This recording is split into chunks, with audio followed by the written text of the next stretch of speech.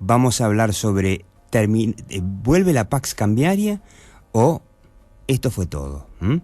Después de que durante 3-4 meses nos convencieran de que el dólar tiene que estar tranquilo, a pesar de que la Argentina apunta a una inflación de entre 35 y 40%, y a pesar de que el gobierno está imprimiendo billetitos a lo loco, y a pesar de que se espera que el año que viene no sea distinto, ¿se va a quedar ahí el dólar en 12 como llegó hoy?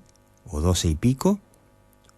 O, bueno, aquella frase del ministro de Economía, Kicillof, hace un par de meses, durante la conferencia de prensa del jefe de gabinete, de Capitanich, cuando, un tanto socarronamente, agarró el micrófono, pobre micrófono que, claro, había usado Capitanich, y Capitanich le gana por varias cabezas, le quedaba chiquito el micrófono, y ahí se subió en puntitas de pie y le dijo al micrófono algo así como: aquellos que nos hicieron creer en los 90 que el dólar valía $1. Sí, claro, no nos lo hicieron creer, había una ley y había un sistema que hacía que $1 valiera $1, hasta que, bueno, hicieron reventar el sistema.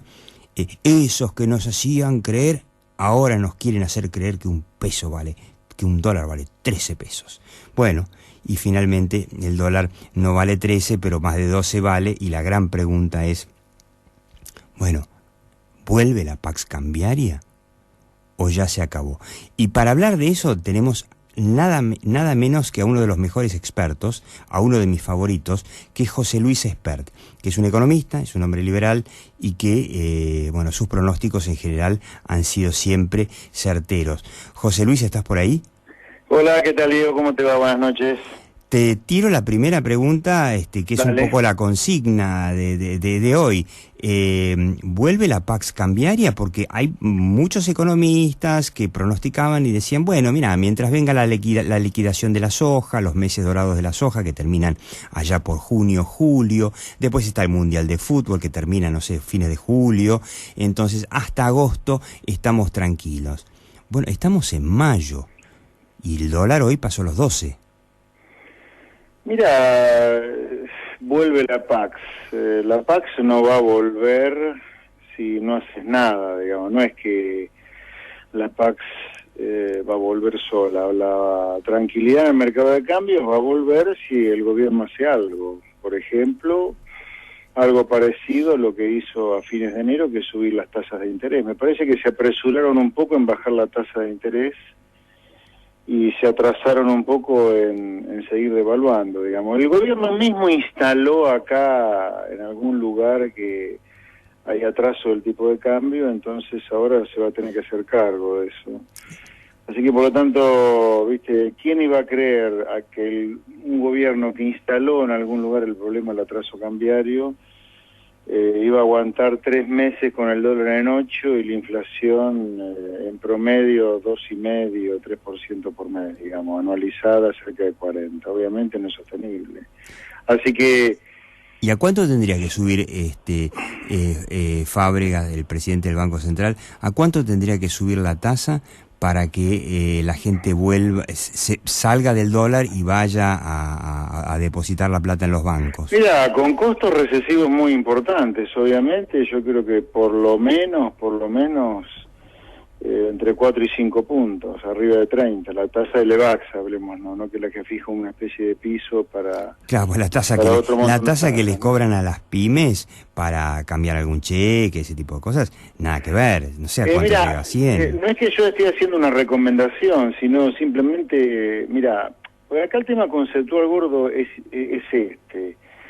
El hecho que el gobierno haya decidido no anunciar un plan antiinflacionario y pagar los costos con su clientela política de un plan antiinflacionario y trasladar esos costos al sector privado, a la gente de a pie, porque eso es lo que está pasando. Claro. El pato de la boda es el sector privado que está haciendo un ajuste de la hostia. El hecho que el gobierno haya tomado esa decisión de no ir contra su clientela y por lo tanto no lanzar un plan antiinflacionario, implicó haber tomado una decisión que es un dilema, que es o tenés el mercado de cambios caliente como en estos días o como a fines del año pasado, o tenés un mercado de cambios tranquilo, pero con una recesión de la hostia, que fue lo que estuvo pasando hasta ahora, digamos, de fin de febrero hasta ahora, ¿no? Entonces, en algún lugar, el dilema que ha decidido tomar el gobierno, aunque parezca paradójico, al no lanzar un plan antiinflacionario que sea creíble, además, es en algún lugar, por ponerlo en forma extrema, o dólar o recesión. Ahora tenemos las dos cosas, digamos, tenemos el dólar caliente y recesión, y yo te diría, si querés romper ese dilema, tenés que lanzar un plan antiinflacionario, si no, te vas a vivir debatiendo entre dólar caliente o recesión, digamos, si lo querés calmar al dólar. Ahora, para calmarlo, no se calma con Argentina campeón mundial, digamos, que ojalá sea así, ¿no? Pero se calma haciendo cosas, digamos. Esa es la gran pregunta, ¿no? La tasa de interés. La gente, para la gente, ¿cómo será? ¿Será más importante cuidar sus ahorros y eventualmente salir a comprar dólares o mirar los partidos del Mundial? ¿O es una quimera del gobierno o de muchos gobiernos que durante el Mundial hay como 2 meses o 1 mes y medio de calma porque a la gente no le importa absolutamente nada? No sé, yo lo veo como que si sigue subiendo el dólar, la gente mirará los partidos, pero irá a comprar dólares igual, ¿no? Ah, mirá, el que piensa que el Mundial va a adormecer todos los problemas macroeconómicos que pueda llegar a haber y el gobierno generar, la verdad que no tiene la menor idea de economía.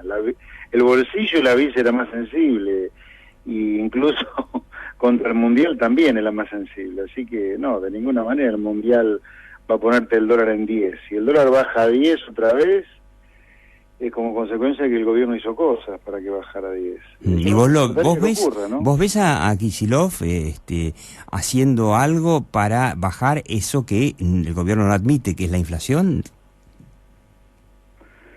Bueno, ellos han hecho un ajuste monetario, un frenazo monetario importante, han empezado a financiar el déficit con deuda pública, sin sonrojarse, ahora estamos endeudándonos de nuevo. Ajá. Y eso ha sido la causa que tengas un poquitito menos de inflación en abril-mayo que la que tuviste en el primer trimestre, enero-marzo. Muy poco la baja de la tasa de inflación, a costa de una recesión muy fuerte. Eso es lo que ocurre, digamos, cuando vos no lanzás un plan antiinflacionario que sea creíble, para dar vuelta a la demanda de dinero, que la gente vuelva a querer tener pesos en el bolsillo, cuando haces estos ajustazos monetarios donde no tienen ninguna credibilidad, la única manera de bajar la inflación con poca credibilidad es generando una recesión muy fuerte. Claro, es un dilema de hierro que es ciencia, eso no es voluntarismo, no es chamullo, no es guitarra, es ley de gravedad. Si vos haces un ajuste monetario no creíble, la única manera que un ajuste monetario no creíble te baja la tasa de inflación es con una soberbia recesión, que es lo que está pasando ahora. O sea que estamos como lo dijo en su momento Vargas Llosa cuando tenía para elegir en Perú en su momento a Ollanta Humala y la hija de Fujimori, tenemos que elegir en Argentina entre el cáncer y el SIDA, ¿no? Mira, la elección esa, la dicotomía esta de dólar o recesión, es una elección que tomó el gobierno para no lanzar un plan antiinflacionario, o sea, para no tocar los intereses de los que viven del gasto público, digamos, ¿no? Claro. Acá hay una cosa interesante que ocurre en Argentina. Mira, los políticos que deciden el gasto público en Argentina no deben ser más de 1000 en el país, entre algunos del Ejecutivo, una parte del Congreso y otra parte en el interior, digamos. Ponele 2000 a todo trapo. Bueno, hay 2000 personas que en Argentina deciden un nivel de gasto, que es el gasto de los empleados públicos, el de los jubilados, el de los subsidios, de la obra pública, el gasto público, que equivale a 40% del PBI. O sea, hay 2000 tipos que te deciden un gasto equivalente a 40 puntos del producto. Monstruoso, claro. Ahora, el resto, digamos que el resto lo genera el resto del país. PBI te falta un 60%, para llegar al 100% del PBI te falta un 60%. Ese 60% está en manos del sector privado. ¿Sabes cuántas personas hay que trabajan en el sector privado? 25 millones de personas. Claro. Entonces vos fíjate que el 40% del gasto sobre el PBI argentino lo deciden 2000, pero el 60% del grueso lo deciden 25 millones que no tienen poder de lobby. Entonces cuando el gobierno te dice que no va a lanzar un plan antiinflacionario porque implica un ajuste, en realidad lo que te está diciendo, sin decírtelo, es que ellos tienen la manija del 40% del PBI del gasto. Y no la piensan no la van tocar. a largar. Claro, no la piensan que lo tocar. asuma el costo de no lanzar un plan antiinflacionario, que lo pague aquel sector que no tiene poder de lobby, que son los 25 millones de personas que trabajan en el sector privado. Es un tema de lobby, es un tema de capacidad de lobby de cada uno. Y también me parece que debe ser, es un tema de conciencia, de esos 25 millones que trabajan en el sector privado, que en realidad tendrían que votar diferente.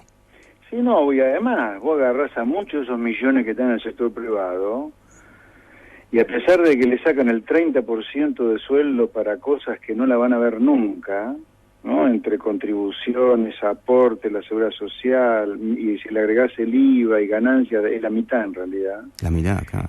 Es gente que vos le decís, mira, el Estado hay que reducirlo a la mitad, y te dice, y no, mira, el Estado está para proteger, para cuidar. El sector privado también tiene su curso a contramano en Argentina. No es que esos 2.000 actúan sin la anuencia, sin el consentimiento de los 25 millones del sector privado. Sí, habría que ver... Por acción o omisión ocurre. Habría que ver qué bien representados que están, por ejemplo, las pymes en Argentina, que, no sé, hay una organización que se llama CAME, que la verdad que tengo mis dudas que represente realmente a las empresas pyme, y los empresarios pyme, que son cientos de miles, si se tiene en cuenta... Y bueno, ahí tenés otro problema, digamos, ¿no? Que se adiciona, o es el mismo problema que te comentaba antes, nada más que es otra cara, que es, vos tenés una clase empresaria, la que uno ve por la tele, no toda, obviamente, pero la clase empresaria que ves por la tele es impresentable. Claro. Están siempre